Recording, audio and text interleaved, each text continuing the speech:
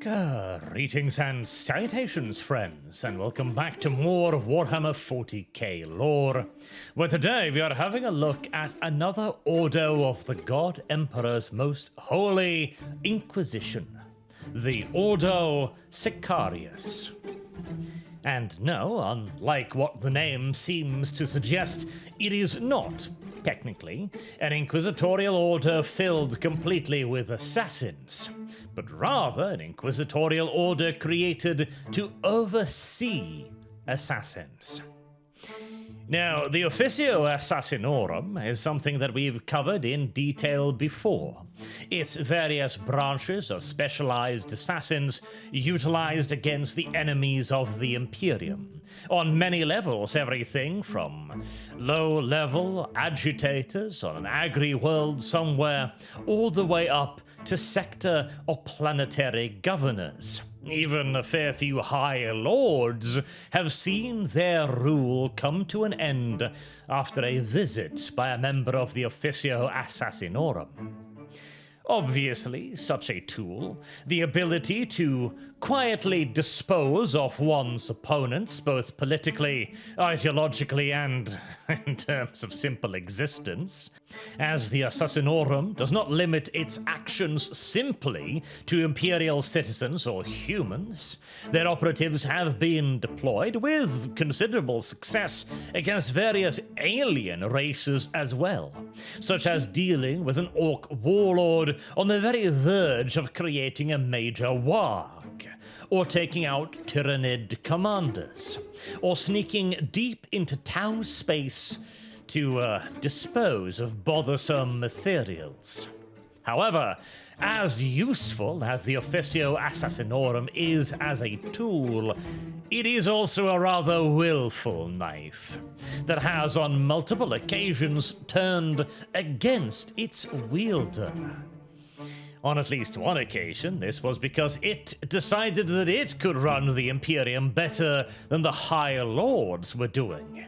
And on many others, it has been utilized as a weapon within the countless Byzantine conflicts that occur on an everyday basis within the Imperium's own bureaucratic hierarchy.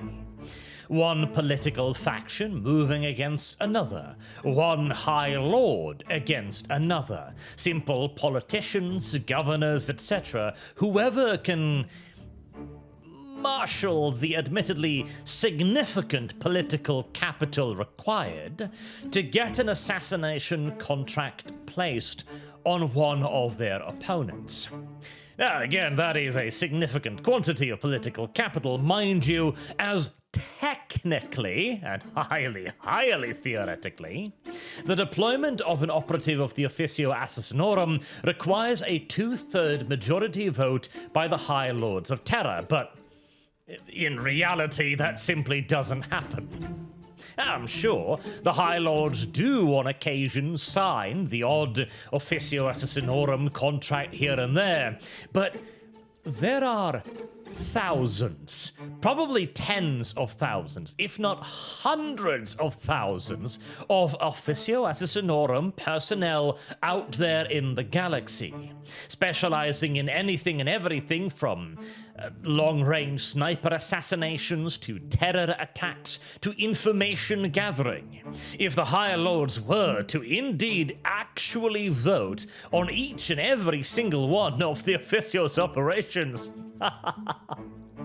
that would literally be all they ever did. And even then, they probably couldn't get through 1/3 of it. So whilst, yes indeed, technically, any such contract requires a 2/3 majority vote by the High Lords, in reality, there's probably quite a few people with access to that particular rubber stamp, including the Ordo Sicarius, as, you see, whilst using the Officio Assassinorum is, of course, the very purpose of its existence, and everyone agrees that it should exist and should be doing what it does, the fact remains that it has on occasion bitten the hand that feeds. And seeing as the aforementioned rubber stamp is clearly in far more wide circulation than it really should, there needs to be an organization double-checking that the Officio is actually assassinating the people it's supposed to be assassinating. And of course, the impetus for the creation of such an order was exactly the Officio crashing out and assassinating a whole lot of people it really wasn't supposed to, including a whole lot of its own operatives as well. This very, very secret conflict is known as the Wars of Vindication. This, in essence, internal civil war in the Officio Assassinorum took place during the last few days of the Age of Apostasy, when the rather rogue High Lord Gog Vandir had infiltrated the Officio Assassinorum with a great number of his own agents, or had simply convinced existing Assassinorum members that he truly was the Imperium's salvation. One of these agents was a Calidus assassin by the name of Dzis Yarek, intending to win over the Officio Assassinorum in its entirety to the side of Gog Vandir, and then begin murdering the countless opposition leaders, including Sebastian Thor, whose crusade was bearing down on Terra even now to depose the mad Gog Vandir. It is set about getting rid of the at the time Grand Master of the Officio Assassinorum.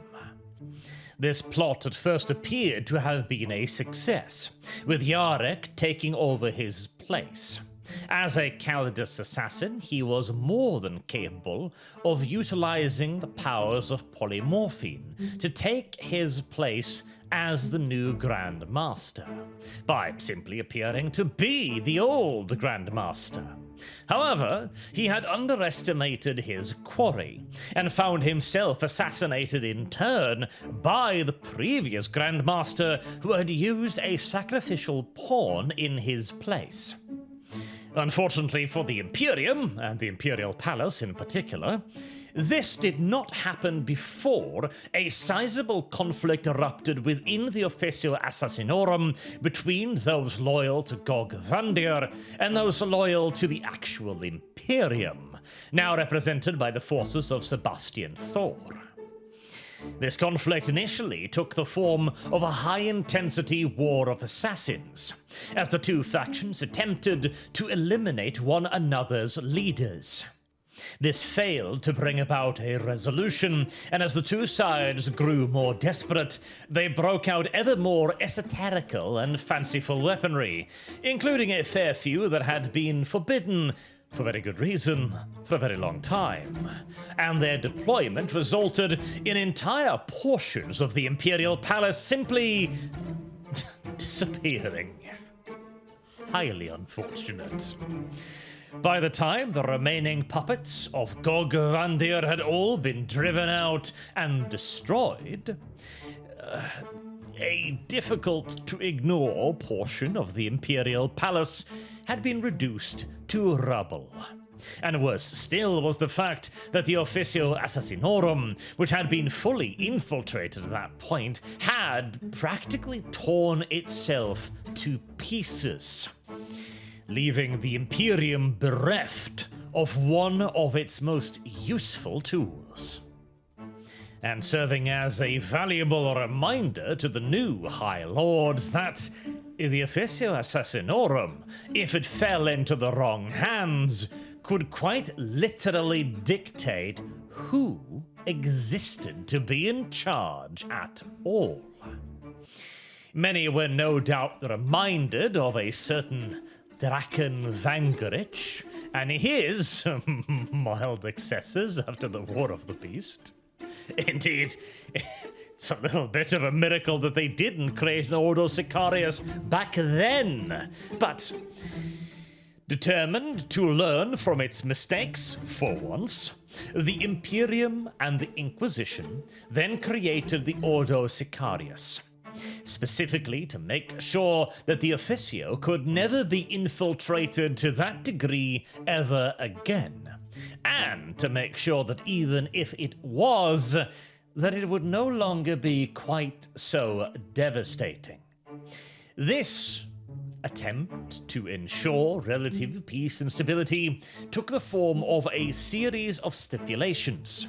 The first and most important being the aforementioned one that any deployment of Officio Assassinorum agents needed a 2/3 majority vote from the High Lords of Terror. A sensible enough idea at the time, as, well, there wasn't a whole lot of an Officio Assassinorum left to be deployed, frankly, and so the occasional wave of a pen to send an assassin would be a facile affair, unlike in the modern-day Imperium. Another was that the Officio would be dispersed across the galaxy. Temples would be placed on various worlds, planets, moons, asteroids, and anything and everything capable of supporting their operations. This was both to extend their reach, making them a more effective organization, and to make sure that if any singular branch or temple was indeed infiltrated, the rot would be unable to spread particularly far, as the Officio would no longer have a central body that could be taken over. The third point required every assassin, including, somehow, the ever-so ones, and I don't know how, to deliver extensive and detailed reports on their operations. Again, bear in mind, the Eversource are sometimes expected to be recovered, and I'm not entirely sure how they're going to beat a report out of them, but details. And these reports are to be made available to the agents of the Inquisition at any time. This is a sensible enough precaution, and one you would think would have been in place a long time ago, if not for the Inquisition's benefit, then for the Temple's own benefits. Surely they'd like to learn from their deployments? One would presumably think.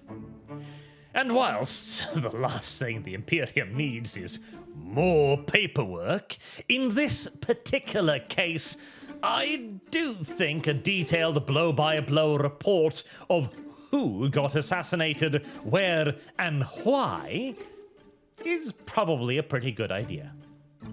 And finally, all Officio Assassinorum personnel, the assassins most importantly, excluding the Eversource this time, amusingly enough, must undergo repeated and frequently scheduled sessions of psycho-indoctrination to make sure that their loyalty to the Imperium remains as firm as ever.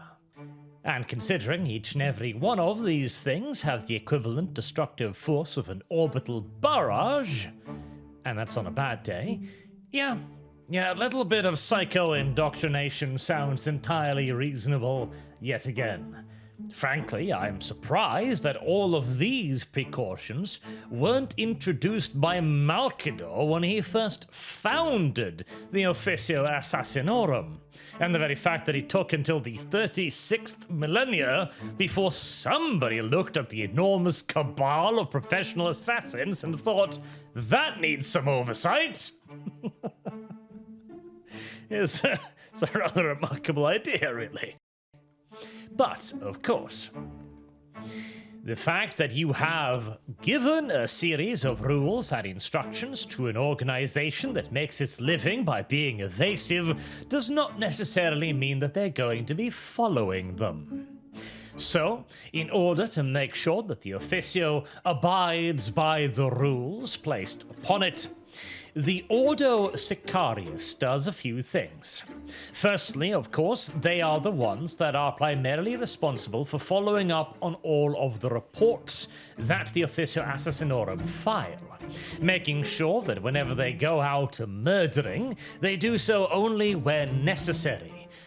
Once more, this is also where the whole thing comes in about the rubber stamp, because if there is actually an order of the Inquisition that tracks and keeps a constant eye on the actions of the Officio, and it is, quite literally, in all due likelihood, impossible for the High Lords to actually authorize each and every single assassination, that means that the Ordo knows, for an absolute, uncontrivable fact, that the Officio is doing a lot of shit that it probably technically shouldn't.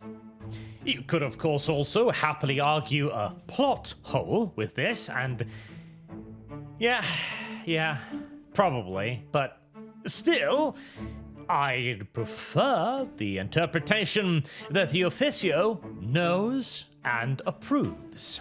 Having understood that as the Officio grows larger and the needs for its applications grow wider, that the whole approval process is frankly silly. Now, sure, the Officio might very well need proper authorization to deal with something that could determine the fate of an entire sector.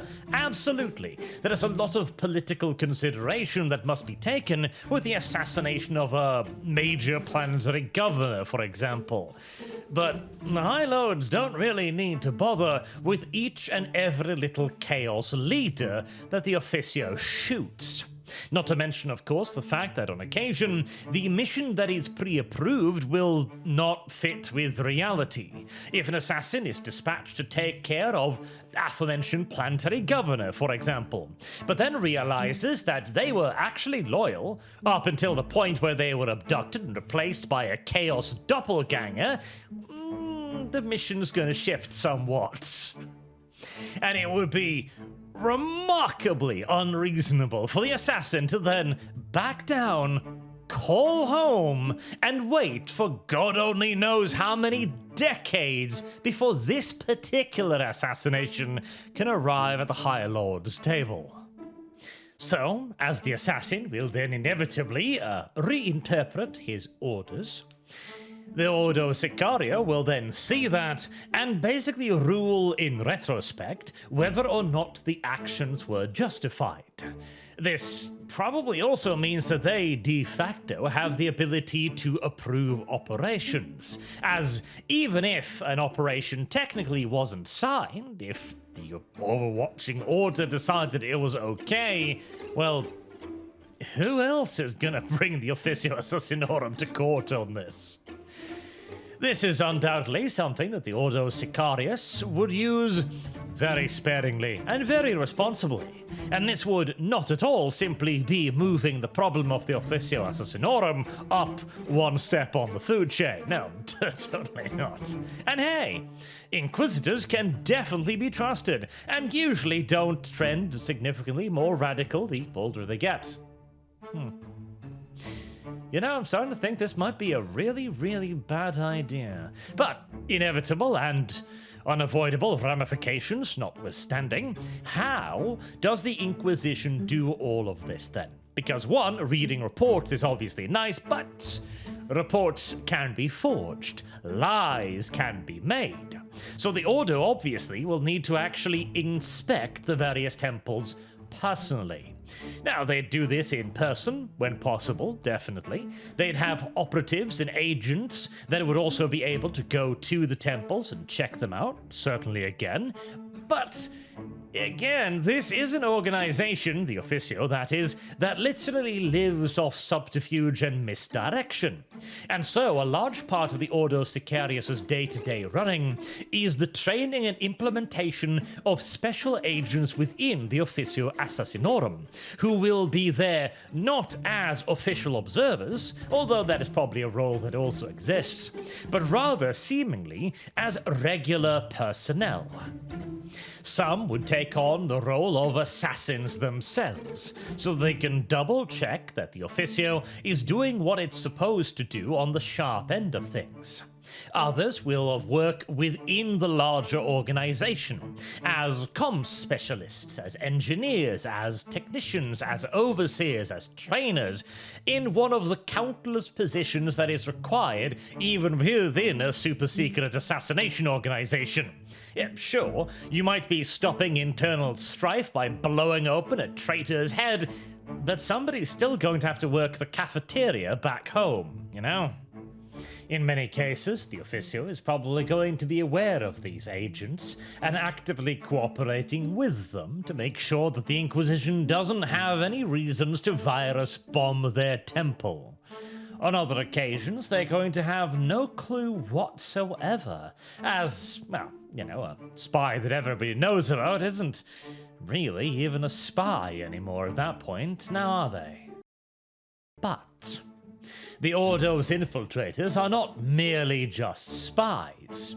Sure, a fair few of them probably are just there to gather information. However, what do you think is the appropriate course of action when a band of stealth killers start displaying symptoms of independent thought? I mean, sure, the Inquisition could literally just bomb all of it, as mentioned. They have the power to do so. Since they know where the temple is, it would be a relatively small task to requisition a handful of Imperial Navy vessels and just simply go and bomb it all into smithereens, sure. Many of the temples will also have various safeguards that may be triggered remotely. That is absolutely an option. But really, is an asset as valuable as the Officio Assassinorum going to simply just be burnt? That's going to require a fairly high degree of corruption for that to happen. In many cases, the point of the Ordo Sicarius is to discover the problems before they become big problems. Find dissidents within the Officio Assassinorum, identify doctrines that may not be compatible with the Imperium's interests, and fix it. If a single assassin, as we saw for example during the War of Vindication, is the main problem, then, well, you kill him. Of course, murdering a professional murderer can be a complicated endeavor, and so the Inquisition's asset needs to be able to do just that, to kill the killers, to be an assassin amongst the assassins. They will usually have the benefit of surprise, if nothing else, and probably access to a significant portion of the Officio Temple's resources, not to mention perfect knowledge in all due likelihood of the target's movements and actions, etc. So they definitely have a rather significant advantage in doing this, but that's still no easy task. And the whole job gets a lot more complicated if you're also expecting the asset to not reveal themselves in a temple full of other assassins. Imagine this in a Calexis temple, for example.